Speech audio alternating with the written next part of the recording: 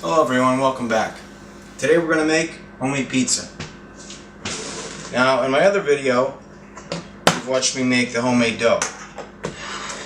And we've left it in here for a couple of hours. And olive oil, and you can see this is the perfect texture.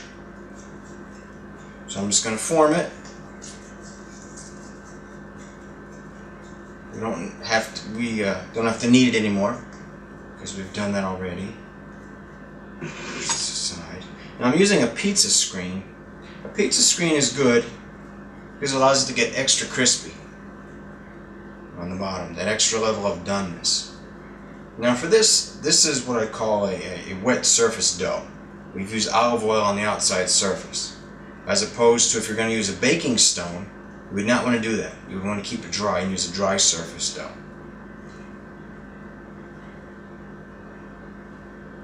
Just trying to stretch it out to get the approximate shape here. A little tear in it. It's okay. Let's see how we're doing for size. Oh, that's our oven. We've reached temperature. We're going to bake this at approximately 450 degrees. That's a pretty good temperature for a wet dough like this. I mean, you can get fancy when you're forming it, so you can twirl it and do more handwork, but you know, I try to get it in shape. Dry dough is a little easier to work with, and it's not so messy with the olive oil, so that's why I'm being a little more cautious. I'm just trying to get it to the outer edge of the screen. I'm just trying to thin out the edges here because they're a little thick. And I have it come all the way out. That's pretty good. Now sometimes, here's another trick too. If you really want to get it even, you can even it out like this, all the way with your hands, right? Now, if you bake it like this, you're going to be in trouble. Because you've essentially pushed it through the screen underneath. And it's going to stick. So now all you do now is you lift it up and you put it on top. That's the little trick. Just reposition it. Fix any rips, and there you have it. Now, what we'll do is we'll add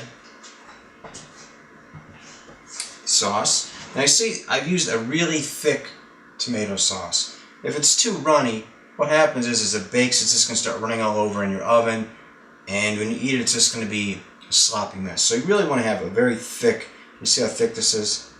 It doesn't roll off the spoon too quickly like a soup. This is more of a paste, a thick paste. Move this out of the way.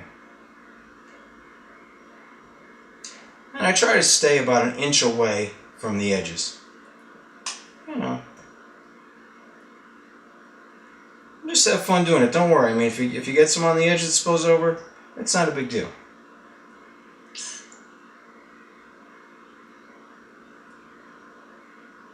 Just spread it around. I like to get a pretty even coat because that's what really makes the pizza. You have a good even layer of sauce and a good homemade dough for the crust. Those are the keys. You can see I'm almost there. I'd say that's pretty good. Okay, now for the cheese. Don't overdo it on the cheese. If you overdo it on the cheese, I know it's very tempting to just pile it on. It's just going to run off and make a mess. This is shredded mozzarella. And you can use different cheeses for different flavors. Oh, and this sauce is pretty much just a pure tomato, no spices. I'll add some spices on top, you'll see at the end. We're almost there. I'm just going to... So I gotta be careful because I want to overdo it. And this is probably the most that you would want to put to avoid messes in the oven. Now, I'm going to grab the secret spices. A special blend. There we go.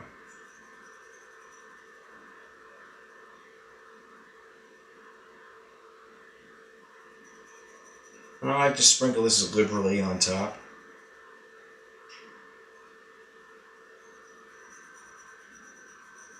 See, add some nice color to it already. Now I'm going to add one more thing which I forget to pull out ahead of time. And I don't do this all the time, but if you like a little bit of heat, I'm going to use just a little bit of cayenne pepper on top. Sprinkle it very lightly. I mean, you could put this in the sauce, but then your whole batch of sauce will be hot. And depending who you're having over or what mood you're in, you may not want to have that heat all the time. So I prefer to just sprinkle it on lightly at the top. Now, there you have it. This is your pizza ready to go in the oven. Our temperature went off before, so we're going to put it in at 450 degrees. I have a timer set for approximately 20 minutes. So we'll check it after about 15 just to make sure it's not burning, and maybe we'll have to rotate it.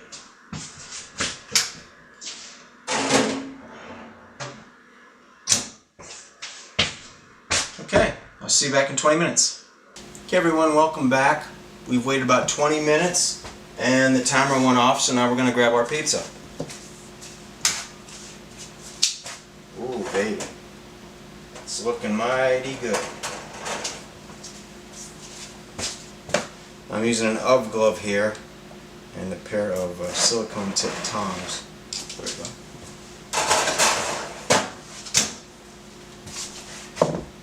I don't know if you can see.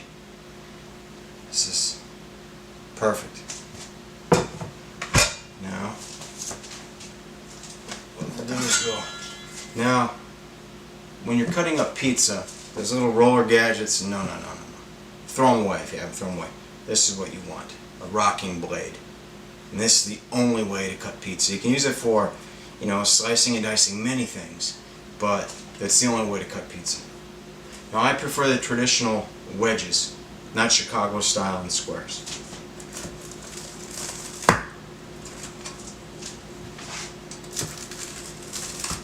I'm pressing down firmly because with that screen, that pizza screen, that crust underneath is very crunchy, so I got to push down firmly to make sure I don't know if you can hear it, but you can actually hear it breaks through. So there you have it, perfect homemade pizza.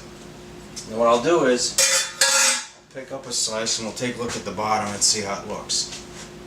Hopefully it won't get too messy here. You get to see it before I do. How does it look? Let's see. Cool. I better watch her. Golden brown. So there you have it. Perfect homemade pizza. And it takes, a couple of hours for the dough. But you can do that ahead of time. Do it a day in advance. But then to make it, you saw how quick it was. 5 to 10 minutes to prepare it and 20 minutes to bake it. So in 30 minutes you have your pizza. And always have a batch of dough in the refrigerator waiting. You can always start one a day ahead of time. When you make this pizza, when you have spare time, start another batch and put it in the refrigerator so you'll have it again. There you have it. Thank you for watching.